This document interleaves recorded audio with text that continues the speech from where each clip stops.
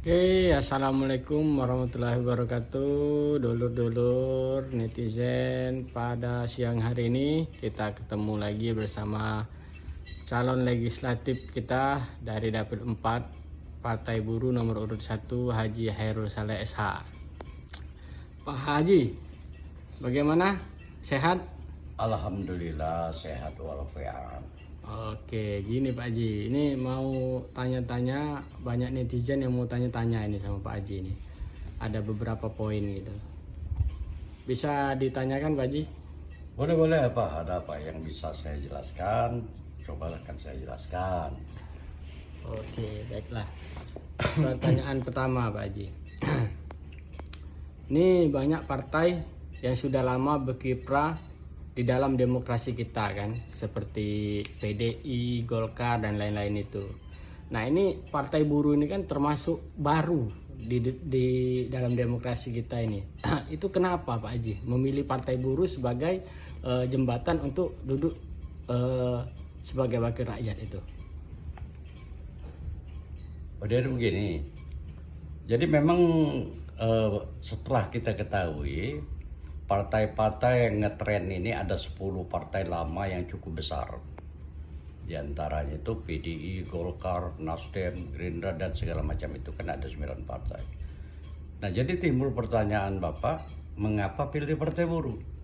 Dengan sendirinya saya mempunyai alasan yang sangat mendasar. Karena Partai Buruh ini maka saya pilih ya. Karena dia punya modal dasar. Apa modal dasar daripada partai ini? Yaitu buruh. Ya, buruh di Indonesia ini tidak terhitung jumlahnya. Buruh ini adalah soko guru daripada pembangunan. Tanpa buruh tidak ada pembangunan. Ya, tanpa buruh tidak ada pemerintahan. Jadi dilaksanakan dari buruh. Ya.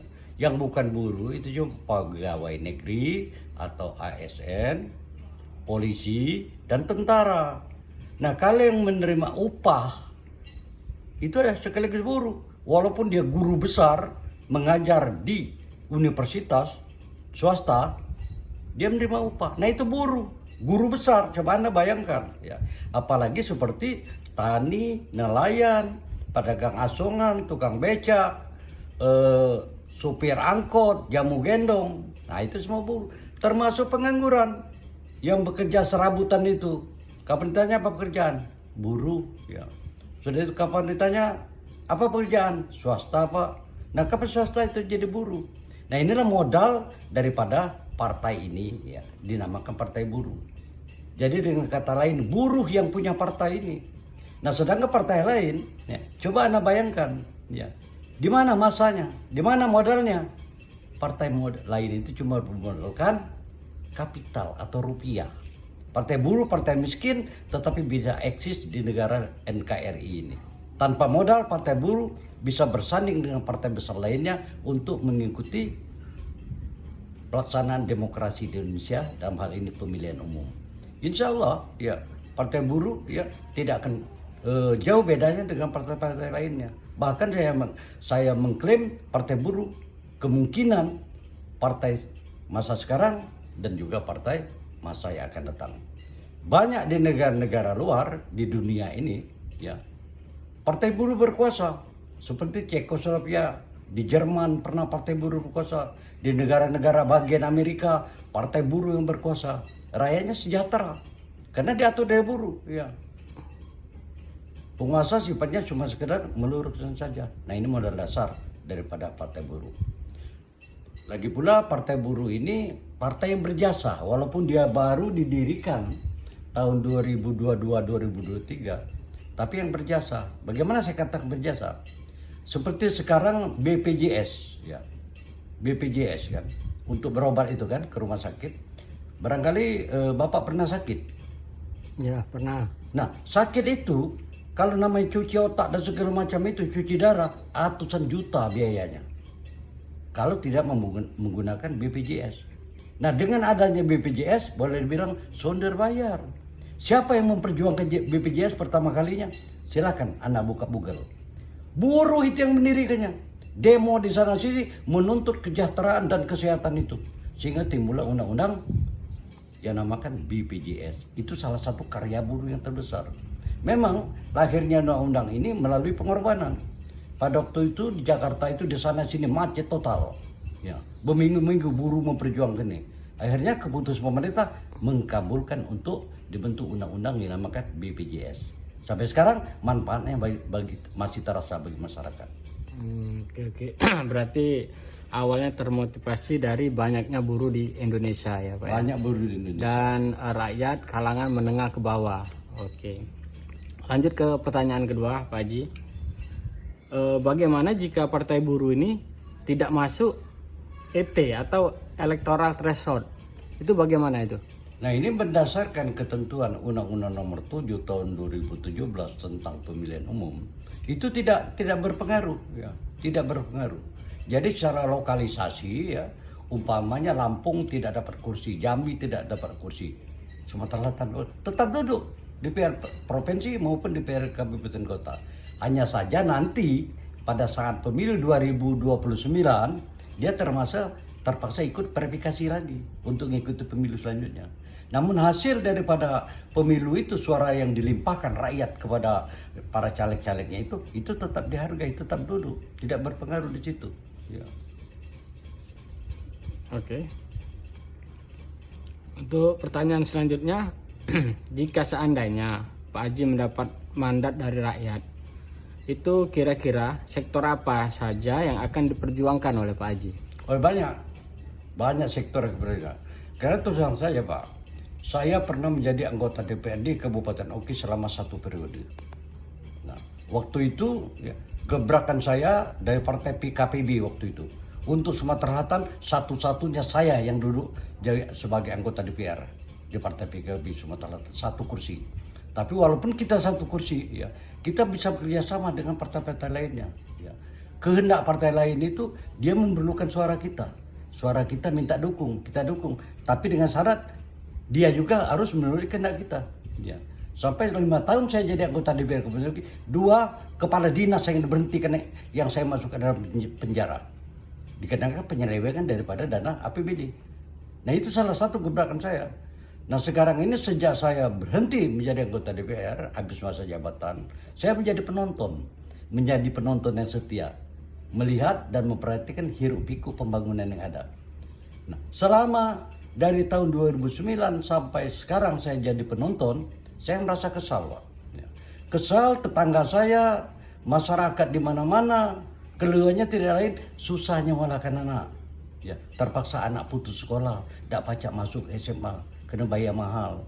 Sudah itu di mana susah mencari pekerjaan, tamat SMK, tamat SMA, tidak ada lowongan bekerja. Sudah itu sembako bukan saja naik tapi meloncat. Ibu-ibu rumah tangga menjerit. Ya. Nah di situ kekesalan saya. Ditambah lagi Pak Tani, susah bibit lah, susah pupuk lah segala macam. Jadi saya sebagai penonton tidak bisa berbuat. Nah di sini tergetar hati saya untuk menjadi pemain. Ya. Pemain dalam arti kata turut dalam pemilu kalau saya terpilih jadi anggota DPRD Kabupaten Kota Madia Palembang, khususnya dapil 4 nomor 1 kalau saya terpilih, tekad saya akan mengakses dan membuka lapangan kerja seluas-luasnya, mendesak Pak Wali Kota, mendesak Gubernur.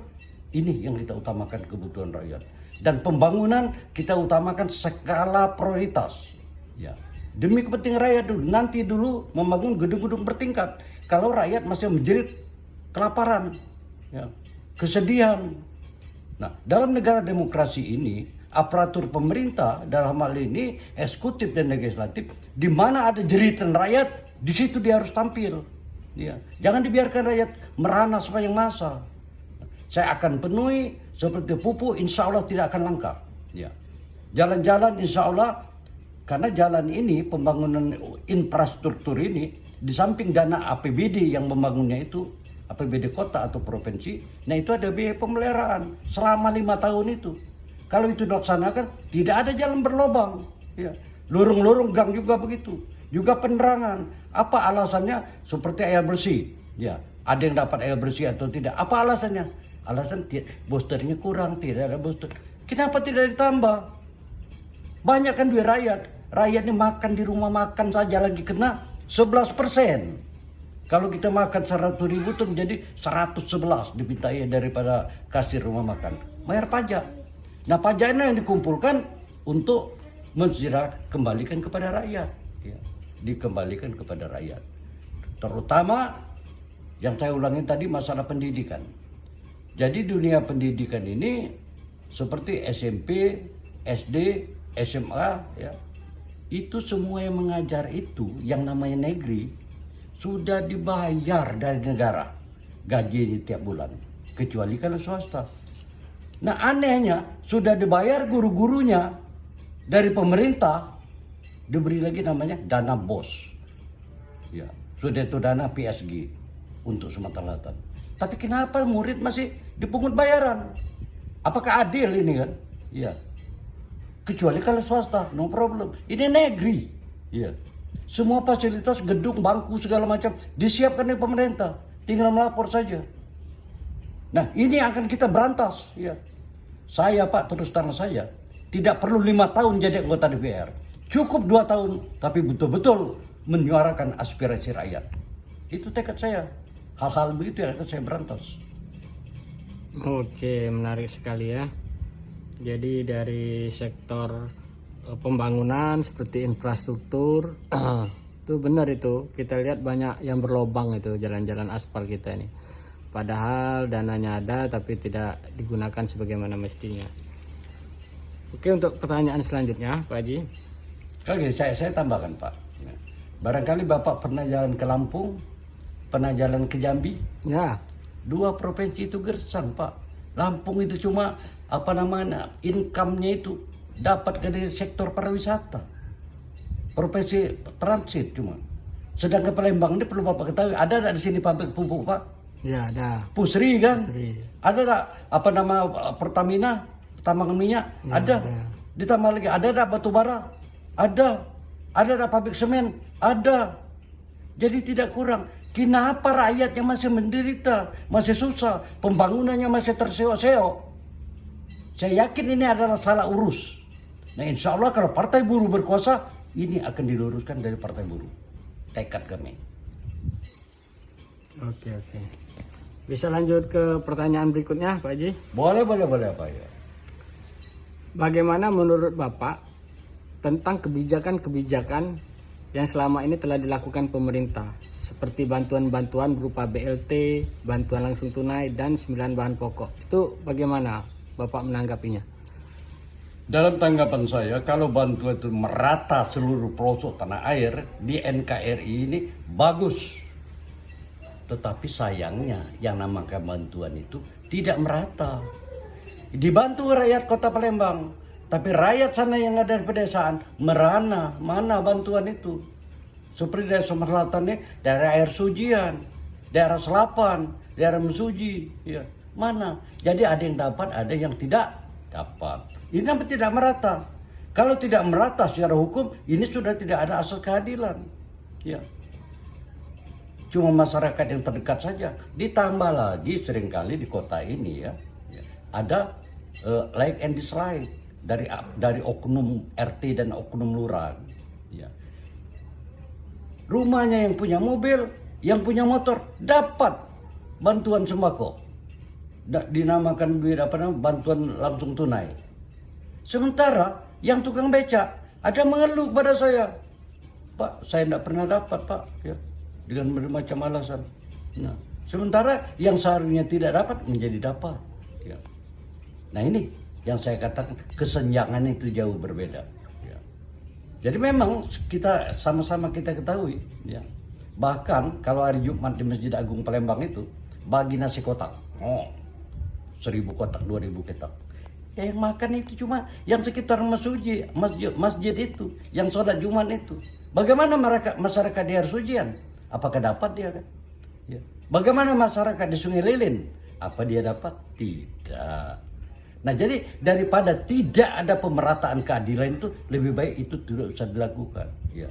Karena pembangunan ini menurut proklamator kita Bung Karno, from the people, by the people, for the people. Dari rakyat untuk rakyat dan kesejahteraan rakyat. Jangan sampai rakyat dipilih kasihkan. Ada anak tiri, ada anak emas. Nah itu yang saya tidak suka. Mungkin pertanyaan terakhir Pak Haji. Mungkin saran kali ya, saran bagi para netizen, dulur-dulur, khususnya di Dapil 4, apa yang mesti dilakukan untuk pemilu ini? Jadi pemilu ini kita berharap dan kita juga memohon kesadaran masyarakat ya. Sebenarnya kalau Panwaslu itu cuma ada berapa orang? Satu kecamatan itu kalau tidak salah ada 5 orang. Ya. Sudah itu kabupaten juga, ya. Provinsi juga. Ya. Menjangkau seperti kota Palembang ini rakyat kurang lebih 1.200.000. Ya. Pelaksanaan pemilu semuanya ini seperti Dapil 4 ini ada 856 TPS. Ya. Tidak terjangkau dari Panwaslu yang 5 orang ini. Kita mohon kesadaran masyarakat. Ya. Masyarakat yang hadir di TPS itu sekaligus sebagai saksi yang tidak langsung. Mungkin ada saksi dari partai, tapi saksi yang tidak langsung banyak itu. Nah kalau ada kecurangan-kecurangan itu dilaporkan. Ya. Kita berharap pemilu ini betul-betul hasilnya murni dan konsekuen. Mendapatkan wakil-wakil kita yang betul bisa dipercaya. Yang tidak jual beli suara segala macam. Jadi itu wakil yang betul-betul yang akan kita persembahkan untuk mengemban amanat penderitaan rakyat. Itu saja. Nah itu dia kawan-kawan, dulur-dulur. Jadi semoga Pak Haji mendapat mandat dan bisa dipergunakan sebagaimana mestinya.